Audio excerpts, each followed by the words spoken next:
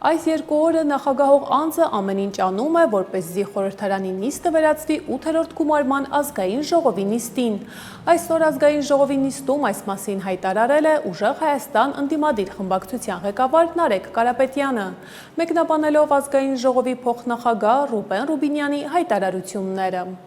Տիկին Ղազարյան, խոսքը ձեր միջոցով նախագահողին եմ ուղղում։ Նախագահողը այս երկու օրը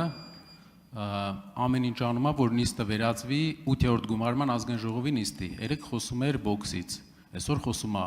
առողջությունից։ Ես խնդրում եմ, այնպես չլինի, որ բարեկրթության, նորմալ աշխատանքային հարաբերությունների միակ հետաքրքրության կողմը ես մնամ այս դահլիճում, եւ բոքսի գնացողներ էլ կան մեր մոտ, տանձիկներ ունեցողներ էլ կան, ու շատ ինքնավստահ տանձիկներ, ասեմ։ Իսկ ինչ վերաբերում է առողջությանը, առողջության հետ կապված կարող ենք կոնսուլտացիաներ անել։ Ես ուղղակի որպես վերջի անձ, ով ամեն ինչ անում է, որ չվերածվի 8-րդ գումարման ազգային ժողովի, հորդորում եմ նորմալ աշխատանքային զրույց ունենանք այստեղ, չունենանք պոետիկ երեկոներ Տիգրան Կարապետյանի ԱԼՄ-ի ֆորմատով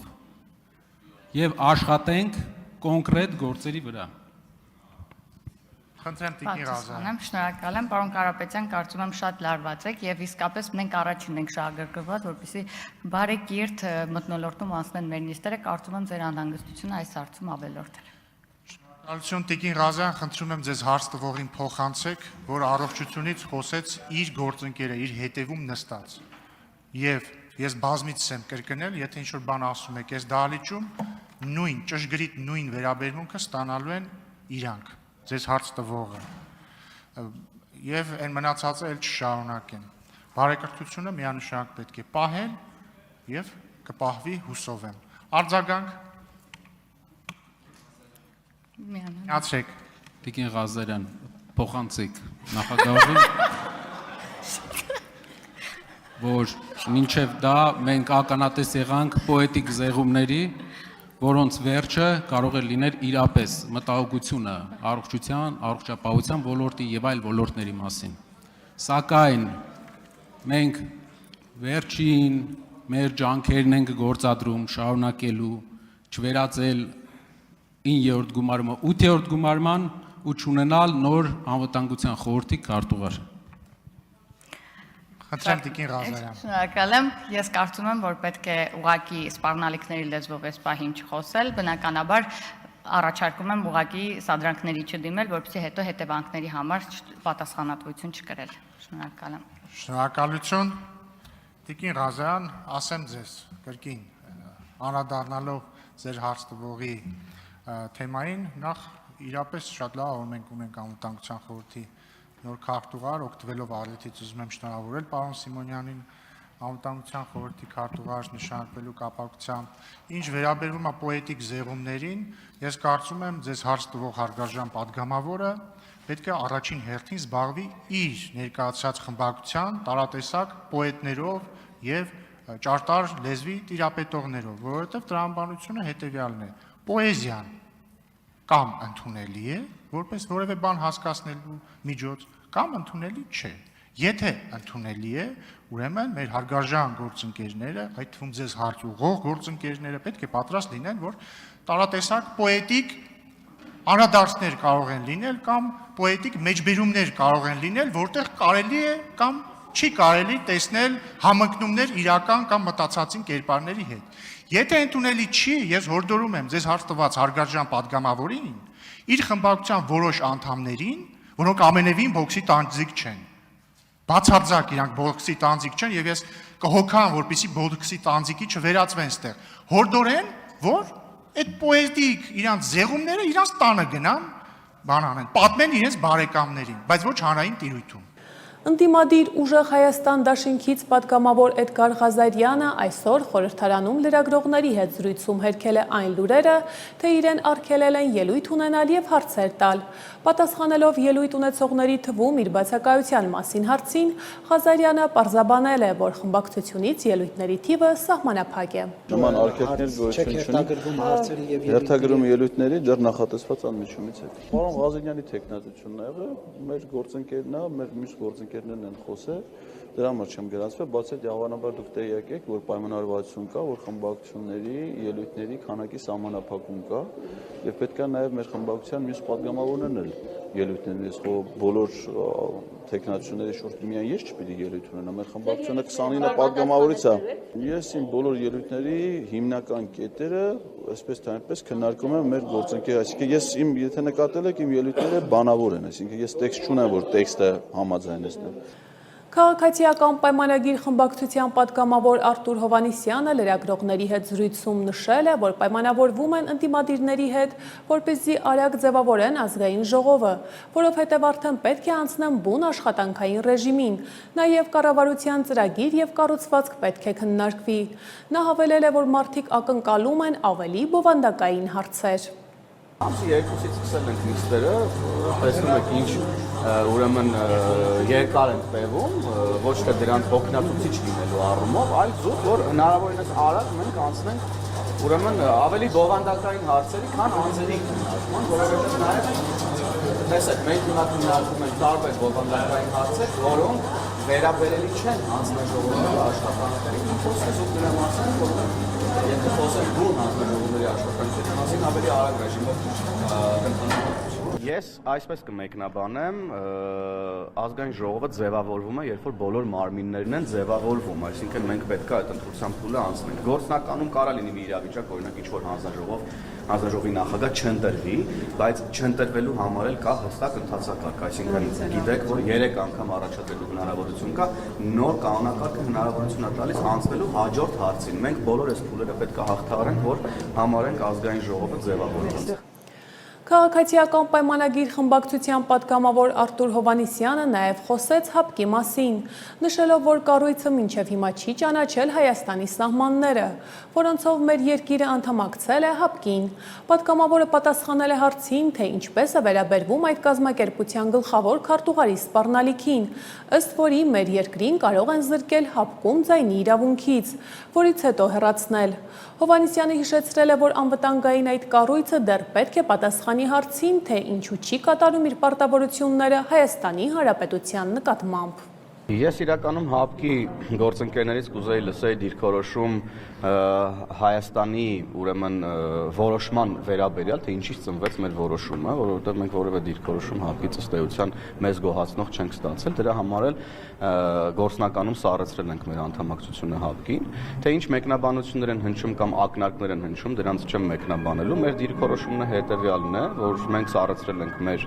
անդամակցությունը ՀԱՊԿ-ին պայմանավորված այն հանգամանքով, որ ՀԱՊԿ-ը չի կատարել իր պարտավորությունները Հայաստանի Հանրապետության նկատմամբ ունեցած, Հայաստանի Հանրապետության սուվերեն տարածքների վրա հարձակումը տեղի ունեցել եւ ՀԱՊԿ-ը գործնականում չի ճանաչել Հայաստանի Հանրապետության այն սահմանները, որոնցով Հայաստանի Հանրապետությունը անդամակցել է ՀԱՊԿ-ին։ Այս թնջուկը դեռևս ցավոք սրտի լուծված չէ։ Ներողություն, իսկ թե ինչ կլինի հետո, նիստերի ընթացքում ինչ որոշումներ կկայացվեն, ինչ քննարկումներ կլինեն առաջիկայում, ապա մենք որպես պետություն կարձագանքենք այդ քննարկումներին եւ որոշումներին ըստ այդմ։ Հայաստանի վարչապետ Նիկոլ Փաշինյանի առաջարկով Հայաստանի նախագահ Վահագն Խաչատուրյանը հրամանագիր է ստորագրել Արամ Հովհաննիսյանին Պաշտպանության նախարարության ռազմական ոստիկանության պետ նշանակելու մասին։ Արամ Հովհաննիսյանի նշանակման հրամանագիրը հրապարակվել է Հայաստանի Հանրապետության նախագահի պաշտոնական կայքում։ Նորանշանակ պետ Արամ Հովհաննիսյանն էլ 2023-ից 2025 թվականներին զբաղեցրել է Հայաստանի Հանրապետության ներքին գործերի նախարարի տեղակալ ոստիկանապետի պաշտոնը։ Զինծառայող Գրիգոր Էդգարի Զաքարյանի մահվան դեպքի առթիվ նախաձեռնված քրեական վարույթի ընթացքում մեկ անձի նկատմամբ հարուցվել է հանրային քրեական հետապնդում։ Օգոստոսի 13-ին Պաշտպանության նախարարության X զորամասի զինծառայողի մահվան դեպքի առթիվ նախաձեռնված քրեական վարույթի նախաքննության ընթացքում մեկ անձի նկատմամբ հարուցվել է հանրային քրեական հետապնդում քրեական օրենսգրքի 522-րդ հոդվածի 2-րդ մասի 2-րդ եւ 3-րդ կետերով։ Զինծառայողին անզգուշությամբ ինքնասպանության հասցնելը։ Նա կալանավորվել է, ասվում է հաղորդագրությունում։ Հայաստանի պաշտպանության նախարարությունը օգոստոսի 13-ին հայտնել էր, որ հայտնաբերվել է Պաշտպանության նախարարության X զորամասի զինծառայող Գրիգոր Էդգարի Զաքարյանի դին հրազենային վնասվածքով։ Նշվել էր, որ դեպքի հանգամանքներն ամբողջովին պարզելու նպատակով ընթանում է քննություն։ Հայաստանի քննչական կոմիտեն հայտնել է, որ ավելի քան 200 միլիոն դրամ արժողությամբ գույք օտարելու և փողերի լվացման օժանդակելու համար 3 անձի մասով նախաքննությունն ավարտվել է։ Ինչպես հայտնում է Հայաստանի Հանրապետության քննչական կոմիտեն, խոսքը Երևանի Բրյուսովի անվան պետական լեզվահասարակագիտական համալսարան ՊՕԱԿ-ի օգտագործմանը հանձնված Երևան քաղաքի Պուշկինի փողոցի 38/1 շենքի թիվ 59 հասցեում գտնվող 451.1 քառակուսի մետր մակերեսով հասարակական շինությունն ապօրինի օտարելու, առանձնապես խոշոր չափերով փողերի լվացում կատարելու, դրանց օժանդակելու դեպքերի վերաբերյալ քրեական վարույթի մասին է։ Այդ գործով մեղադրանք էր առաջադրվել 7 անձի, որոնց թվում էին նաև Հայաստանի Հանրապետության կրթության և գիտության նախկին նախարար Արմեն Աշոտյանը, Վալերի Բրյուսովի անվան լեզվահասարակագիտական համալսարանի նախկին ռեկտոր Գայանե Գասպարյանը, նույն համալսարանի նախկին պրոռեկտոր Արտուր Ավագյանը։ Նախաքննությունն ավարտվել է հենց Արմեն Աշոտյանի, Գայանե Գասպարյանի և Արտուր Ավագյանի մասով։ Նրանց վերաբերյալ քրեական վարույթը մեղադրական եզրակացությամբ ուղարկվել է հսկող դատախազին։ Մյուս անձանց մասով քրեական վարույթի նախաքննությունը շարունակվում է։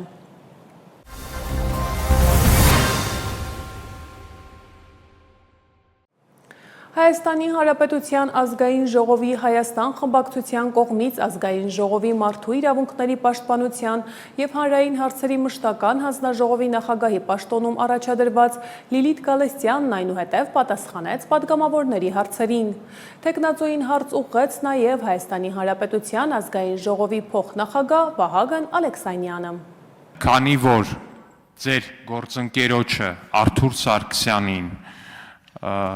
Վազգեն Գալստանյանին և մյուսներին արդար եք անվանում, որոնք դատվում են տերորիզմի նախապատրաստության գործով, որ Ուսամա Բեն Լադենը Հայաստանում դատապարտված լիներ, արդար անվանելու էիք, ու քանի որ ստիպված էլի կարդում էի այս նյութերը, Արթուր Սարգսյանի այս հրճվանքն եմ տեսնում այս տեքստերում, այդ աստղիկների մասին խոսելիս, այդ որ այդ ձայնագրությունները ասում եք մոնտաժված է, կեղծված է, Տիկին Գալստյան, երբ որ ազգային ժողովի ամբողջ նիստից դուք վստահաբար ձեր ելույթը տեղադրելու եք ձեր սոցիալական էջերում, ամբողջ նիստից կտրում եք ձեր ելույթը ու դնում եք ձեր էջում, դա համարվում է, որ դուք մոնտաժել եք ազգային ժողովի այդ տեսանյութը։ Այդ ձայնագրությունները դրա մասին են։ Այս մարդիկ պլանավորում էին սյուներ շուռ տալ, ինտերնետ լարեր կտրել, անմեղ մարդկանց ակերի տակ աստղիկներ գցել ու նրանց մահացու վտանգի ենթարկել։ Արդյոք դուք պատրաստվում եք նաև արդար անվանել օրինակ Ուսամա Բեն Լադենին, օրինակ անմեղ նահատակ։ Այ պատասխանում եմ։ Պարոն Ալեքսանյան, Տիկին Ալեքսանյան, այո, պարոն Ալեքսանյան, ուրեմն իմ եւ քննչական մարմնի, իմ եւ դատախազության հանգամանքները եւ մասնագիտական պատասխանատվությունը, այսպես սարեր, ձորեր, Մարինյան իջվածքի խորությամբ տարբեր են։ Այն պատասխանատվությունը, որ ես կարող եմ ունենալ իմ հրապարակային տեքստի մոնտաժելու, սոցիալական ցանցերում տեղադրելու հետ, բոլորովին համեմատելի չէ դատախազության քննչական կոմիտեի հրապարակած այսպես ցուցմունքների այն բազայի հետ, որի խայտառակ խոցելիությունը բացահայտվեց նաև դատական նիստի ընթացքում, եւ հենց այդ նիստը, որի ժամանակ փաստաբանական խումբը ներկայացվեց մոնտաժված ձայնագրությունների, մոնտաժված այսպես սղագրությունների հանգամանքը, սա ոչ միայն մեծագույն հարցական է դնում ընդհանրապես այդ քննչական խմբի, այլ առհասարակ գործ կարող է, որ չգիտեմ որ թվերն եք, հələ մի հատ մտքով գնացեք որ թվերի համար այնք ասում գործ կարել եւ կհասնեք մինչեւ անցյալ դարի 30-ականից գործ կարողի վարկը եւ համեմատել իմ սոցիալական ցանցը քննչական կոմիտեի դատախազության դատավորի վարկի հետ, կարծում եմ մասնագիտական չի, տեղին չի, դրան չեմ ուզում անդրադառնալ։ Եվ ուրեմն այդ կարված ցուցմունքներից մեկը դուք պատառիկն եք, մեկ տարբաներ եք, նախադասություն կամ բառեր եք գտնում եւ ուզում եք, որ ես գնահատական տամ, նախ ասեմ, որ այս հանձնաժողովի նախագահի պաշտոնը ոչ դատավորի եւ ոչ էլ մարդու իրավունքների պաշտպանի ուրեմն դիրքա, բան չի, դիրք չի եւ ոչ էլ լիազորություն է։ Ես չեմ կարող գնահատականներ տալ, ինչպես դուք փորձեցիք անել, կտրտված փաստերով եւ դուք հենց այդ մոնտաժված ցուցմունքներից պատառիկ եք կարծում եւ ինձ ասում եք դե գնահատական տուր։ Եվ նաեւ կներեք, ուղղակի ես անթույլատրելի եմ համարում Բագրատ arczepiskopos Սրբազանի կոնտեքստում Ուսամա Բեն Լադենի, ընդ որում ես դες լավ լսում եմ, բայց չի հասկանում, ես ինչ բառ ասում Ուսամա Բեն Լադեն։ Հիմա հասկացա, որ Ուսամա Բեն Լադեն եք ասում։ Այս երկուսի համեմատությունը ես կարծում եմ բացարձակապես կոռեկտ չի եւ դուք նաեւ վիրավորում եք ինձ որպես հայ առաքելական եկեղեցու հավատավոր, հավատացյալի եւ ես ուղղակի անթույլատրելի եմ համարում,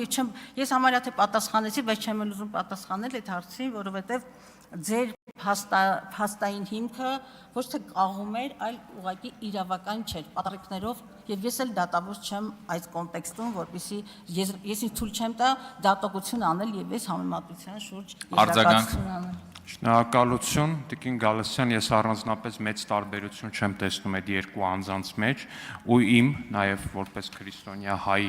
կրոնական զգացմունքները վիրավորվում են նրանով, երբ որ հայ առաքելական եկեղեցու սպասավորը իրան պահում է մոջահեդի պես, քիչ ամնում մի հատ էլ ջիհադիստի ժիլետ հագնի։ Ազգային ժողովի քաղաքացիական պայմանագիր խմբակցության պատգամավոր Նազելի Բաղդասարյանը անդրադառնալով գերիների եւ պահվող անձանց վերադարձի գործընթացի վերաբերյալ ընդդիմության հայտարարություններին նշել է, որ 6 տարի լռել է այդ թեմայի մասին, սակայն գործընթացի հետևողական շղթումների պայմաններում այլևս դժվար է լռել։ Բաղդասարյանի խոսքով գերիների վերադարձի ուղղությամբ աշխատանքները սկսվել են դեռևս 2020 թվականի պատերազմի օրերից եւ շարունակվել դրան հաջորդած շրջանում։ Սիրելի հայրենակիցներ, այս թեմայով այս ամբիոնից խոսում եմ առաջին եւ վերջին անգամ։ Չէի մտածի, որ երբևէ կմոտենամ ու կբարձրաձայնեմ այն ամենը, ինչի մասին պետք էր լռել։ Չեմ խոսել այդ մասին 6 տարի, հիմա էլ հուզմունքը երևի թե առաջին անգամից դժվար է զսպել։ Բայց երբ որ ընդդիմության ներկայացուցիչները դավադրաբար ասեմ, չիմացության պատճառով ասեմ, բայց երբ որ հետևողական ժխտում են, թե ինչ է արվել գերիների ու պահվող անձանց վերադարձի մասին, երբեմն լռելը շատ դժվար է։ Մտադիր էի նախորդող նիստերից տիկին Սյուզաննային մոտենալ, ընկերաբար խորհուրդ տալ, ասել ինչը ոնց պետք է անել, բայց այսօր այդ էմոցիաները գերակշռեցին։ Լիահույս եմ, որ գործընկերը դեռ բավարար տեղեկատվություն չունի այդ ոլորտում, եթե սխալ եմ կներեք, բայց առնվազն տիկին Գալստյանը տեղյակ է, թե ինչ է արվել, կամ ինչպես է արվել։ Եվ դուք համարձակվում եք ասել, որ ներկայիս իշխանությունը գերիների վերադարձի համար ոչինչ չի արել։ Տիկին Սյուզաննա, ասում եք, ինչ եք տեսել նախորդ գումարման ազգային ժողովում։ Գործընթացները սկսվել են 2020 թվականից։ Պատերազմի օրերին, դրան հաջորդող ընթացքում, երբ որ խորհրդարանական իմ գործընկերները բոլորը անխտիր, որոնք տարբեր բարեկամական խմբերում էին, բոլորին անխտիր օրական նամակներ, ելույթներ, ամեն ինչ արել է, բայց հերթով փորձեմ տեղավորվել եւ ասել։ Գործընթացը սկսվել է այն ժամանակ, երբ ձեր տներում դուք հանգիստ նստած էիք։ Ափսոս պարոն Մխիթարյանը գնաց, հարցրեք, ինչ կա Շիրակի մարզում եւ Գյումրիում։ Լսած կլինեք Խծաբերդի կամ Հին Թաղերի դեպքերի մասին։ Դեպքերից երևի ժամեր անց ես եւ մեր ֆրակցիայի մեկ այլ գործընկեր, որը հիմա այլ քաղաքական հայացքներ ունի, բայց ճշմարտությունը պետք է ասել, մեկնել ենք Ղարաբաղ, եղել ենք հարազատների հետ, այնտեղ օրեր շարունակ։ Գործընթացը եղել է ծանր, շատ ցավոտ։ Այդ մասին երբեք այս ամբիոնը չի օգտագործվել, երբեք չեն խոսել, որովհետև այդ մասին բարձրաձայն չեն խոսում, այդ մասին կիսաձայն չեն խոսում, այդ մասին լռում են ու գործ են անում։ Ու այդ առաքելությունը ստանձնել է իշխանությունը կառավարող թիմը ամենօրյա ռեժիմով։ Ես աշխատանքի բերումով վերջին 3 տարիներում բոլոր միջազգային հանդիպումներում տեսել եմ, թե այդ հարցը ինչպիսին է եղել հայրենի իշխանությունների օրակարգում։ Շատ բան չեմ կարող ասել։ Այդ թվում շատ երկկողմ հանդիպումներում։ Չգիտես ինչի այդ քաղաքական ամնեզիան ձեռագիր է դարձել։ Կհիշեք 2023 թվական դեկտեմբերի 7 Հայաստանի վարչապետի աշխատակազմի եւ Ադրբեջանի նախագահի աշխատակազմի համատեղ հայտարարությունը, այնուհետև ազատ արձակված 32 գերիները։ Տիկին Գալստյան, ասում եք չեմ հիշում 2 տարի առաջ էին վերադարձել գերիները, վերջինը այս տարի հունվարին է եղել։ Ես օրերը անգիր եմ հիշում։ Որովհետև հատկապես Խծաբերդի ու հին թաղերի վերադարձած յուրաքանչյուր անձի դիմավորել եմ ինքս օդանավակայանում։ Չեմ խոսել, կամերաների առաջ չեմ ասել, էմոցիոնալ ծանր է եղել։ Երբ որ հարազատները առաջին իմ հեռախոսով են խոսել իրենց հետ։ Դժվար է ինձ խոսել այս թեմայով, որովհետև եղել է լուր աշխատանք, երբ որ դուք պարզապես ամբիոններից ելույթ եք ունեցել, սա մարդկանց ճակատագիր է։ Գնացեք Շիրակ եւ 62 վերադարձած գերիների հարազատների հետ խոսեք ինչպես է եղել, ինչ գործընթաց է եղել։ Հիմա եկել ստեղ ամբիոններից ելույթ եք ունենում։ Կարող եմ տամ Եվրոպայի խորհրդի մարդու իրավունքների խոշտանգման հանձնաժողովի տվյալները, նամակները, գրությունները, տեսեք ինչ է կատարվել։ Այս մասին պետք չէր խոսել, բայց դուք ստիպեցիք։ Դաշնակցությունը ասում է Հայաստանի սահմանից անդին մենք միշտ գործել ենք միասնաբար։ Լուրջ եք ասում։ 2021 թվական սեպտեմբերի 27 Ստրասբուրգ։ Պատերազմից 1 տարի անց։ Հայաստանի եւ Ադրբեջանի հակամարտության մասին բանաձև ընդունվեց։ Հայաստանի պատվիրակությունից կողմ քվեարկեցին Ռուբեն Ռուբինյանը, Վլադիմիր Վարդանյանը, Նազելի Բաղդասարյանը։ Կողմ չքվեարկեցին դաշնակցական գործընկերները։ Կողմ չքվեարկեցին Ադրբեջանի պատվիրակները եւ Թուրքիայի։ Դատողությունը թողնում եմ ձեզ։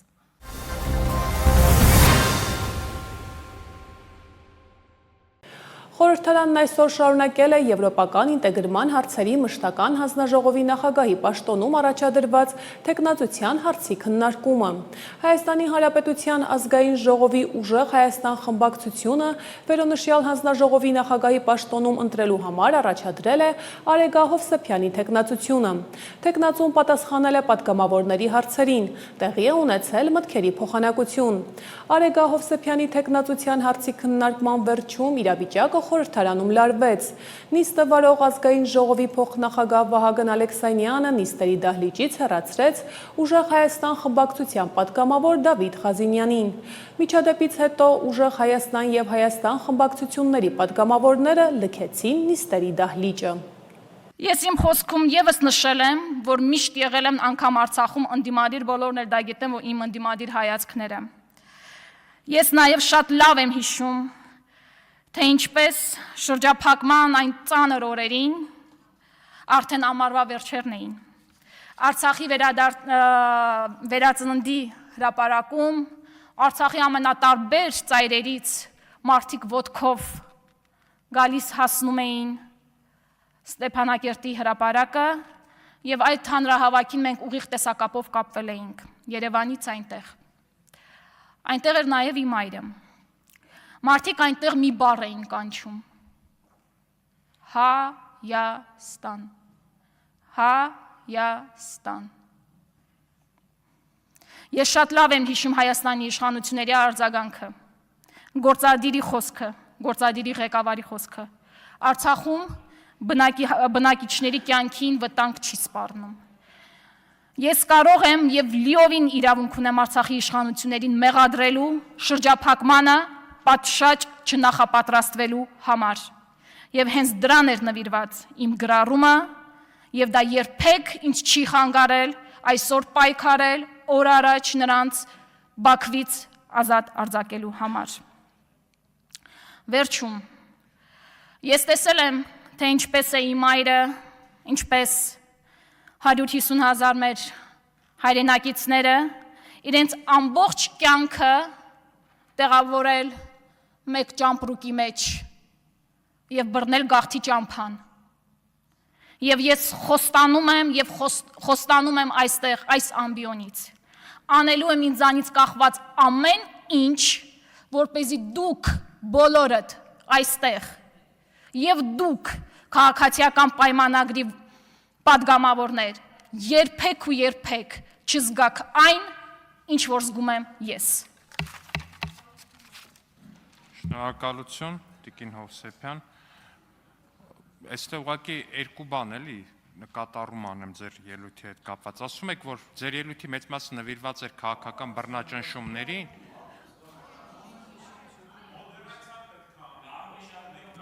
Պարոն Աբրահամյան, ձեզ պատգամավոր Տիգրան Աբրահամյան, ձեզ հայտարարվում է նախազգուշացում։ Դուք չեք կարող ինձ հայտարարել նախազգուշացում, պարոն Դավիթ Ղազենյան, ձեզ եւս հայտարարվում է նախազգուշացում։ Այդպես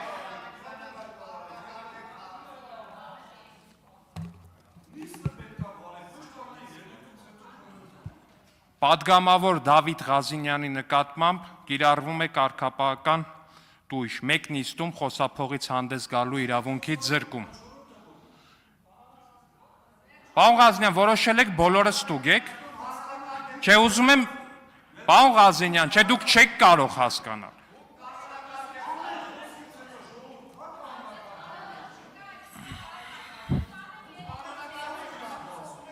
Հարգելի գործընկերներ, սա ձեր խմբակցության նիստը չի։ Ուրեմն ձեզ պահեք կարգ ու կանոնով։ Պարոն Ղազենյան, մի խոսեք այլևս տեղից։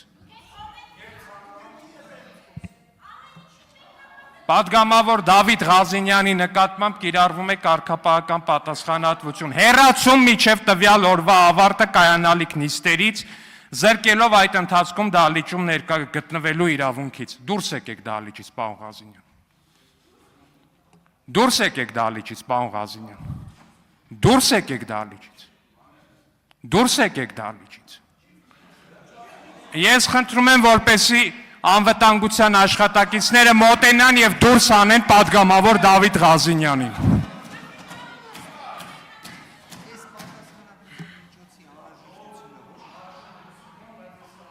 Շատ լավ, իրենք ինքը դուրս է գալիս, ինքը դուրս է գալիս, ինքը դուրս է գալի։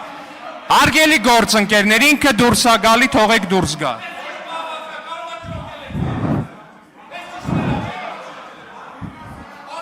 Հանգիստ դուրս է գալիս ինքը։ Ասում եմ դուրս է գալի հանգիստ։ Վահագն Ալեքսանյանը հանդես եկավ ելույթով եւ պարզաբանեց տեղի ունեցածը։ Նա հիշեցրեց, որ նիստը վարելու ժամանակ կարգապահություն է սահմանում առանց խտրականության։ Հարգելի գործընկերներ,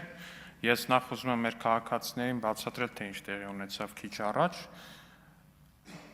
Ազգային ժողովի նիստերը վարելու առաջին իսկ բայց ինձ թվում է բոլոր գործընկերները նկատած կլինեն, որ ես ընդգծված վերաբերմունք ունեմ առհասարակ դահլիճի կարգապահության նկատմամբ։ Ուիտեպ դա անում եմ առանց խտրականության։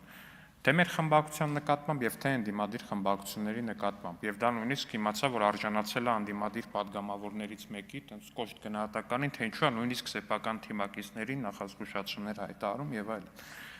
Ազգային ժողովի կանոնակարգ օրենքը նիստը նախագահողին տալիս է լիազորություններ։ Եվ այդ լիազորությունները կիրառելի են։ Այդ լիազորությունները ուղղված չեն որևէ մեկին նսեմացնելուն եւ որևէ մեկին վիրավորելուն, բայց հազար ներողություն, երբ որ падգամավորի նկատմամբ կիրառվում է նախազգուշացում եւ ասվում է լռեք հարգելի պարոն Էսինչյան եւ հարգելի падգամավորը տեղից ասում է չեմ լռի, ես է ձեզ եմ նախազգուշացում հայտարարում, դրան հաջորդում է հաջորդ կարգապահական տույժը, դրան է հաջորդում է հաջորդը դահլիճից հեռացում, ու երբ որ падգամավորը ասում է, որ ես երբ ուզեմ այդ ժամանակ դուրս կգամ, այդ ժամանակ նիստը նախագահողը պետքա ցույց տա, որ չէ, դա այդպես չի, երբ որ նիստը նախագահողը ասում է լքեք դահլիճը, դուք լքելու եք դահլիճը։ Հակառակ պարագայում ուրիշ արտահայտություններ մի արեք, որ հետո այդ ձեր արտահայտությունները բան չլինի։ Մայր Հայաստան կուսակցության նախագահ Անդրանիկ Թևանյանի և կուսակցության անդամ Արեգնազ Մանուկյանի վերաբերյալ քրեական վարույթի նախաքննությունն ավարտվել է։ Ինչպես արդեն հայտնել ենք, Հայաստանի Հանրապետության քննչական կոմիտեի պետության սահմանադրական կարգի հիմունքների և հասարակական անվտանգության դեմ ուղղված հանցագործությունների քննության գլխավոր վարչությունում քննվում է 2021 թվականին կայացած խորհրդարանական ընտրություններում Հայաստան կուսակցությունների դաշինքին աջակցած քաղաքական պետական գործիչ եւ նույն դաշինքի համապետական ընտրական ցուցակում ընդգրկված ազգային ժողովի падգամավոր Անդրանիկ Թևանյանի կողմից պետական դավաճանություն եւ ապօրինի ձեռք բերված պետական գաղտնիքի կազմող տեղեկությունների հրապարակման, ինչպես նաեւ Հայաստանի Հանրապետության ազգային ժողովի նախկին падգամավոր Արեգնազ Մանուկյանի կողմից պետական գաղտնիք կազմող տեղեկությունների հրապարակման դեպքերի վերաբերյալ քրեական վարույթը։ Անդրանիկ Թևանյանի եւ Արեգնազ Մանուկյանի վերաբերյալ քրեական վարույթը մեղադրական եզրակացությամբ ուղարկվել է հսկող դատախազին, ասված է քննչական կոմիտեի տարածած հաղորդագրությունում։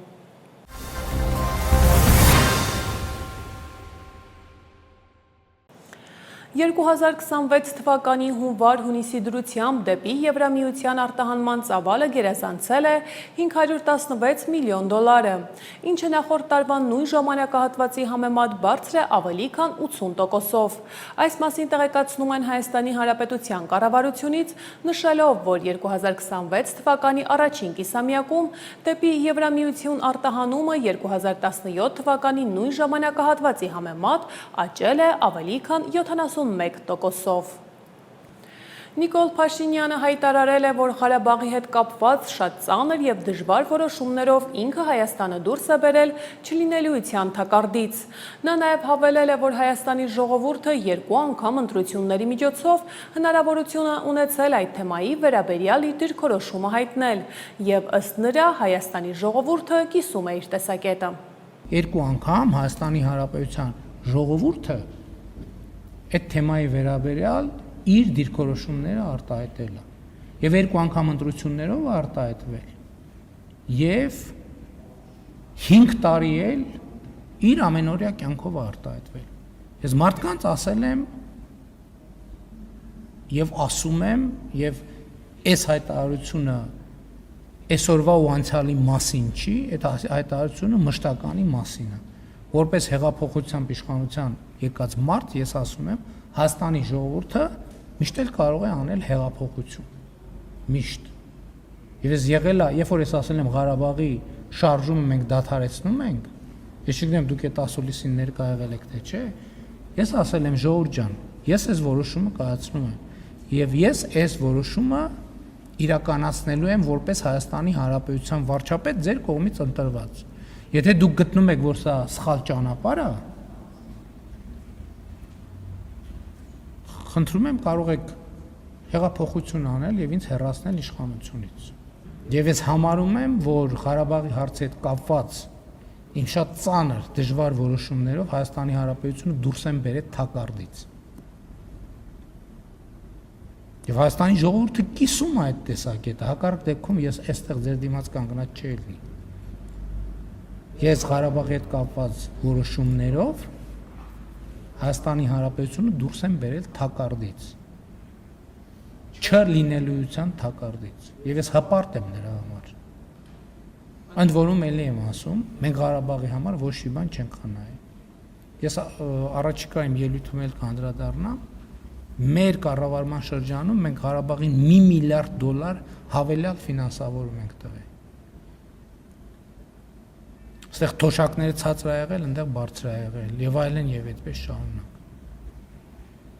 Այս հələ այն հատվածն է, որը երևում է նաեւ փաստաթղթերով եւ այլնով։ Բաներ կա, որոնց մասին չենք խոսում։ Քարոզարշավին էլ եմ այո անդրադարձել շատ էմոցիոնալ ձևերով, բայց բովանդակային առումով ճշգրիտ։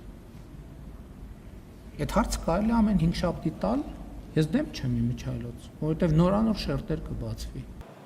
Շարունակենք ճեպազրույցի թեման։ Նիկոլ Փաշինյանը խոսեց նաև երկրի դատական համակարգի մասին, նշելով համակարգի խնդիրների մասին։ Վարչապետը հավելեց, որ դատական համակարգը նախագծված է այնպես, որ այն ծառայի ոչ թե ժողովրդին, այլ վերնախավին։ Դատավորների հետ կապված, այսինքն իսկ ով ասե ընդհանրապես, որ Գագիկ Ծառուկյանը այս ողջ ընթացքում պետք է լիներ ազատության մեջ։ Ես խնդրեմ եմ տենում նրանում, որ այս ողջ ընթացքում եղել է ազատության մեջ։ Ինչի է եղել ազատության մեջ։ Այսինքն Գագիկ Ծառուկյանը կամ էլի մարդիկ, ես խնդրեմ եմ տեսնում, որ իրենք 8 տարի եղել են ազատության մեջ։ Ու այդ իրանց ազատության մեջ մնալու պատասխանատվությունը ժողովուրդը դնում է ինձ վրա։ Հենց ստեղ է խնդրեմը, որ շատ դեպքերում ես հրապարակային ասել եմ։ Մեր դատաիրավական համակարգը շատ դեպքերում եւ շատ հաճախ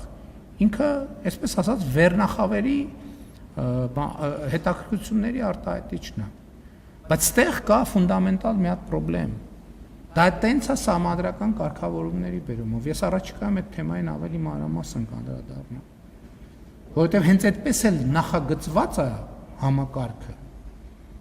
որ ինքը ոչ թե ծառայի ժողովրդին, այլ ծառայի վերնախավին։ Ու մեր դատաիրավական համակարգը շատ դժվար է, մենք մեծ ջանքեր ենք գործադրում, բայց մենք չենք կարող վստահաբար ասել, որ ընդհակառակը վստահաբար կարող ենք ասել, որ մեր արդյունքները այդտեղ մեծ, ինչքան էլ մեծ ներդրումներ են կարել, մեծ բարեփոխումներ են կարել։ Եվ սա ֆունդամենտալ խնդրեմ է, որը պետք է լուծվի։ Եվ այդ ֆունդամենտալ խնդրեմը առանց համադրական փոփոխությունների հնարավոր չի լինելու լուծել, առանց նոր համադրության ընդունման հնարավոր չի լուծվել։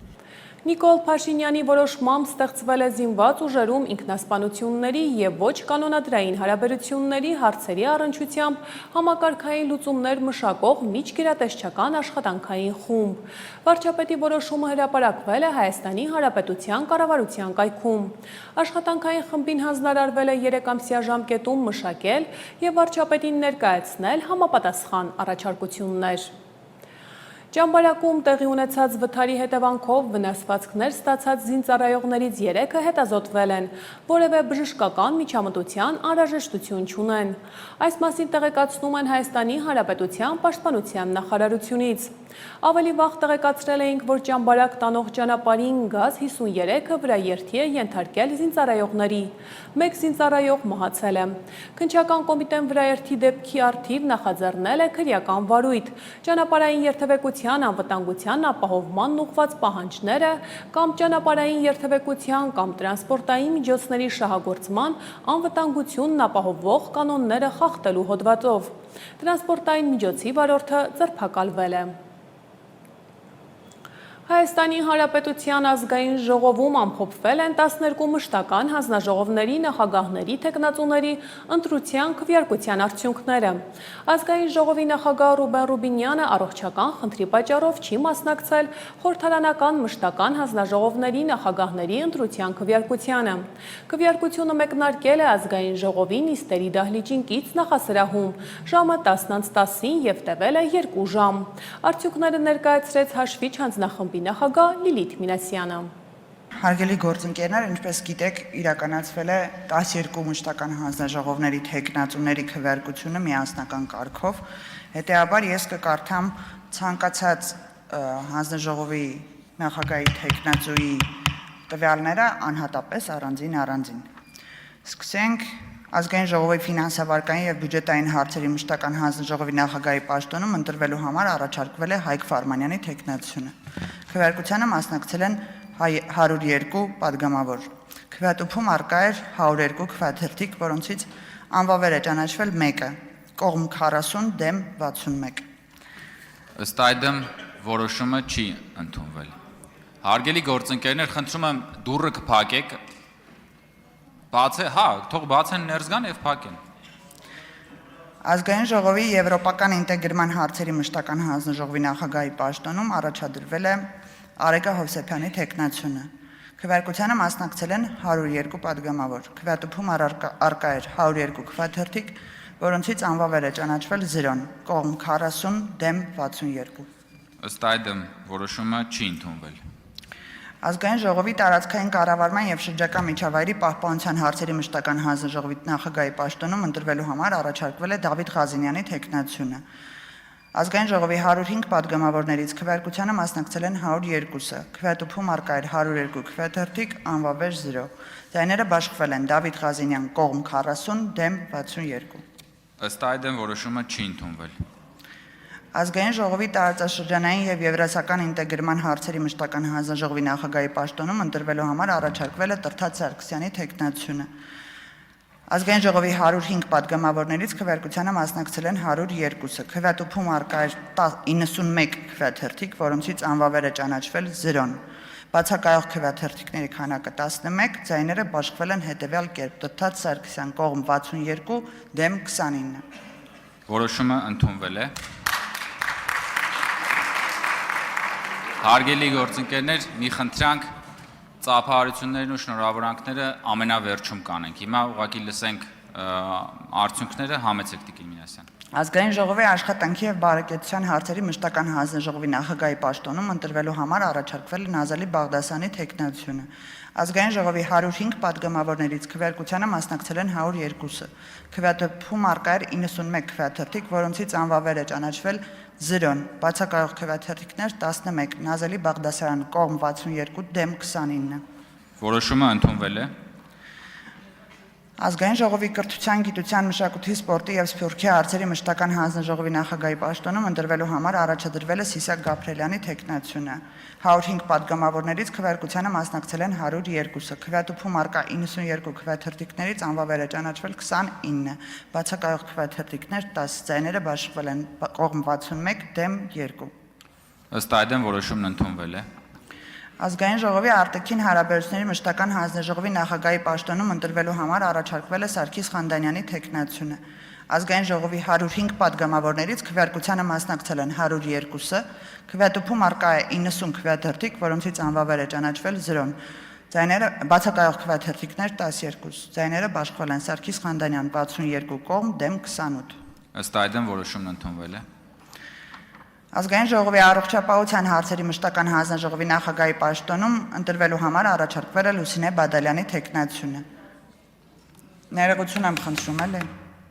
Ազգային ժողովի 105 падգամավորներից քվեարկությանը մասնակցել են 102-ը։ Քվեատփում առկա է 91 քվեաթերթիկ, որոնցից անվավեր է ճանաչվել 0, բացակայող քվեաթերթիկներ 11, Լուսինե Բադալյան կողմ 62 դեմ 29։ Որոշումն ընդունվել է։ Ազգային ժողովի պետական իրավական հարցերի մշտական հանձնաժողովի նախագահի պաշտոնում ընտրվելու համար առաջարկվել է Արուսյակ Ջուլակյանի թեկնածությունը։ Ազգային ժողովի 105 падգամավորներից քվեարկությանը մասնակցել են 102-ը։ Քվեատփում առկա էր 91 քվեաթերթիկ, որոնցից անվավեր է ճանաչվել 0, բացակայող քվեաթերթիկներ 11, Արուսյակ Ջուլակյան կողմ 62 դեմ 29։ Ըստ այդմ որոշումն ընդունվել է։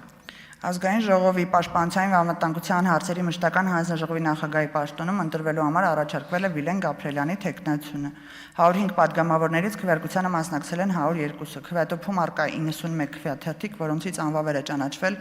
19, բացակայող քվեաթերթիկ 11, Վիլեն Գաբրելյան կողմ 62 դեմ 10։ Ըստ այդմ որոշումն ընդունվել է։ Ազգային ժողովի տնտեսական հարցերի մշտական հանձնաժողովի նախագահի պաշտոնում ընտրվելու համար առաջարկվել է Բաբկեն Թունյանի թեկնածությունը։ 105 падգամավորներից քվեարկությանը մասնակցել են 102-ը։ Քվեատփում առկա է 91 քվեաթերթիկ, որոնցից անվավեր է ճանաչվել 29, բացակայող քվեաթերթիկներ 11, Բաբկեն Թունյան 62 կողմ դեմ 0։ Որոշումն ընդունվել է։ Ազգային ժողովի մարդու իրավունքների պաշտպանության եւ հանրային հարցերի մշտական հանձնաժողովի նախագահի պաշտոնում ընտրվելու համար առաջարկվել է Լիլիթ Գալստյանի թեկնածությունը։ Ազգային ժողովի 105 падգամավորներից քվեարկությանը մասնակցել են 102-ը։ Քվեատփում առկա էր 102 քվեաթերթիկ, որոնցից անվավեր է ճանաչվել 1-ը։ Լիլիթ Գալստյան կողմ 54 դեմ 47։ Ըստ այդմ որոշումն ընդունվել է։ Ազգային ժողովի 12 հանձնաժողովներից 3-ում նախագահի թեկնածու առաջադրելու իրավունքը պատկանում է Ուժեղ Հայաստան խմբակցությանը։ Այսօրվա քվեարկությանը Ուժեղ Հայաստան խմբակցության առաջադրած 3 թեկնածուներն էլ չեն ընտրվել, ուստի խմբակցությունը պետք է առաջադրի նոր թեկնածուների։ Այդ պատճառով Ազգային ժողովը այս պահին անցկացնում է լրացուցիչ նիստ։ Ազգային ժողովի փոխնախագահն ասաց, որ ժամը 18:30-ից մինչ 20:00 կանցկացվի 1 լրացուցիչ նիստ։ Հարցին կողմ է քվեարկել 56 դեմ 3 падգամավոր։ Հայաստանի ազգային ժողովի փոխնախագահ Վահագն Ալեքսանյանը անդրադարձել է նաև օգոստոսի 19-ին խորհրդարանում գրանցված միջադեպին, երբ որոշում էր կայացրել նիստերի դահլիճից հեռացնել Ուժեղ Հայաստան խմբակցության падգամավոր Դավիթ Ղազինյանին։ Վարման կարգի վերաբերյալ խոսքի իրավունք խնդրեց նաև Ուժեղ Հայաստան խմբակցության падգամավոր Դավիթ Ղազինյանը։ Առհասարակ ինքնահայեցումը իմ կարծիքով քաղաքական գործի համար պարտադիր ու կարևորագույն բաղադրիչ է ու ես երեք նորից նայել եմ մեր երեկվա նիստերը, լսել եմ ձեր հնչեցրած մտահոգությունները, թե դահլիճում, թե դահլիճից դուրս նաև, առնվազն դրանց տակ որոշակի լեգիտիմություն կար ու դրանից հետևություններ կարվեն։ Սա առաջինը, բայց երկրորդը նաև խնդրում եմ, որ այդ ինքնահայեցումը նաև փոխադարձ լինի, որովհետև վստահ եմ, որ եթե դուք էլ ձեր մասով նայեք, այդտեղ դուք էլ ձեր մասով ինքնահայեցման հարց կտեսնեք, այնպես որ աշխատանքային մեր բնականon գործունեությունը կարծում եմ հիմա մի վարքյան կարծում եմ մեր աշխատանքային բնականon գործունեությունը կկարողանանք վերականգնել ու քանի որ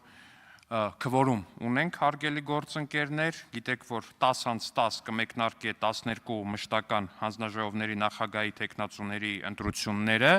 հիմա վարման կարգով Դավիթ Ղազինյան, համեցեք պարոն Ղազինյան։ Հարգելի գործընկերներ, քանի որ նախագահը խոսեց երեկվա միջադեպից, ես ուղղակի մի այսպես հորդոր ունեմ նախագահությանը, որպեսզի բնականon ճիշտ ընթանա եւ երեկվապես միջադեպեր չլինեն, ուղղակի հորդորում եմ հնարավորինս, եթե արվում է ինչ-որ բան, այսինքն ձեր երեկվա հայտարարությունը, որ ամբիոնից հնչում է ինչ-որ սուտ կամ կեղծ տեղեկություն, դա տարածվի բոլորի վրա, դեռ ինչ-որ միտեղ հնարավոր է պատկերացնել, բայց հորդորում եմ, որպեսզի տեղից մեր նյարդերն էլ տեղի չտան եւ ընդհանրապես այս խնդիրները չլինեն, ընդհանրապես նիստը կանոնակարգելու եւ վարելու հետ կապված նախագահությունը արձագանքի։ Իմ հորդորը դա է, ու այսպիսի միջադեպեր համոզված եմ չեն լինի։ Շնորհակալություն։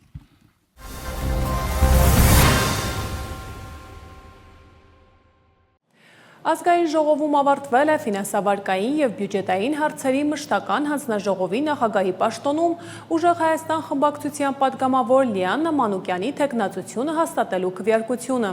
Հաշվիչ հանձնաժողովի նախագահ Լիլիթ Մինասյանը ներկայացրեց քվեարկության արդյունքները։ Ազգային ժողովի ֆինանսավարկային և բյուջետային հարցերի մշտական հանձնաժողովի նախագահի պաշտոնում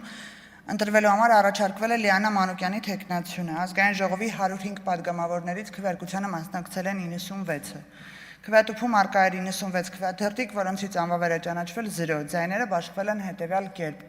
Լիաննա Մանուկյան կողմ 57 դեմ 39։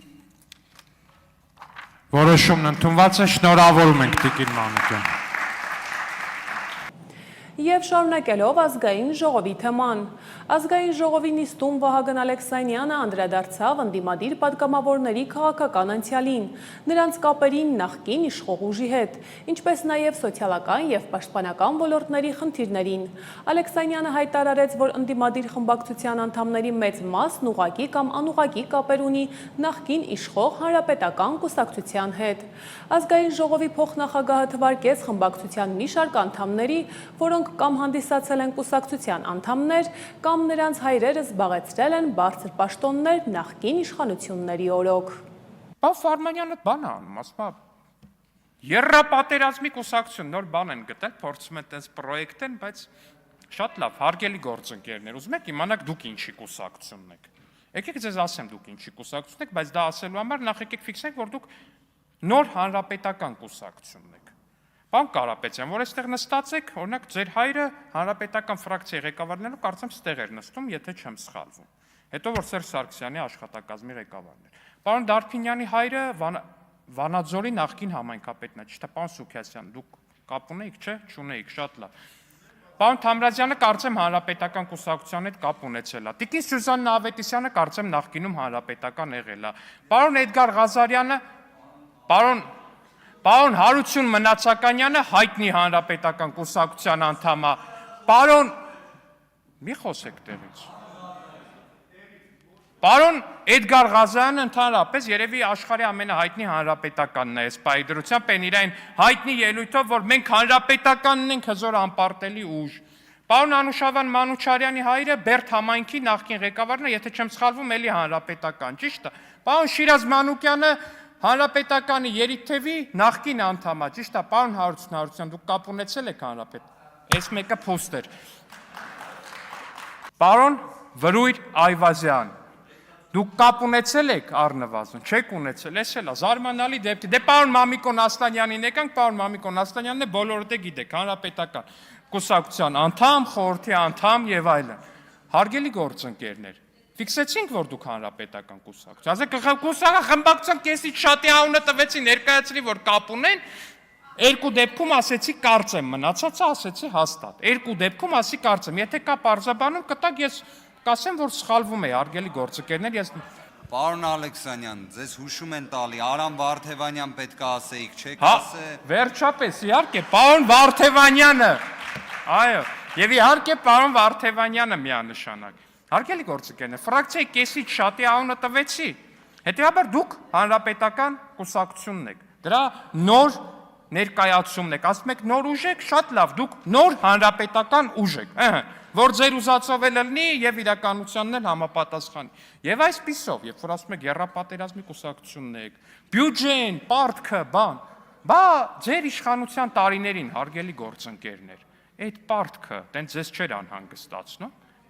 Օրինակ, որ 7 միլիարդի պարտք էի կանում, բայց օրինակ պարոն Ասլանյանի ղեկավարած քաղաքում երևի 2 հատ ասֆալտապատ փողոց կար, այնը սովետներ ասֆալտապատել։ Այդ ձեզ չէր անհանգստացնում, այդ 7 միլիարդի պարտքը։ Մի հատ գնացեք Վանաձոր, մի հատ տեսեք այդ քաղաքը ոնց է վերափոխվում։ Ձեզ չէր անհանգստացնում, դե պարոն Դարփինյանի հոր ժամանակահատվածն էլ հետը։ Ձեզ չէր անհանգստացնում, բայց այդ պարտքը որ աճում էր, բայց քաղաքը նույն ցեխի մեջ կորած էր։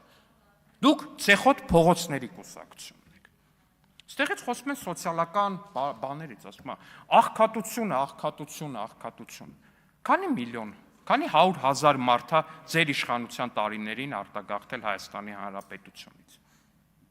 Քանի 100,000 մարդ է արտագաղթել ձեր իշխանության տարիներին։ Հարգելի գործընկերներ, սոցիալական բանից եք խոսում։ Այդ ի՞նչ սոցիալական բանից եք խոսում։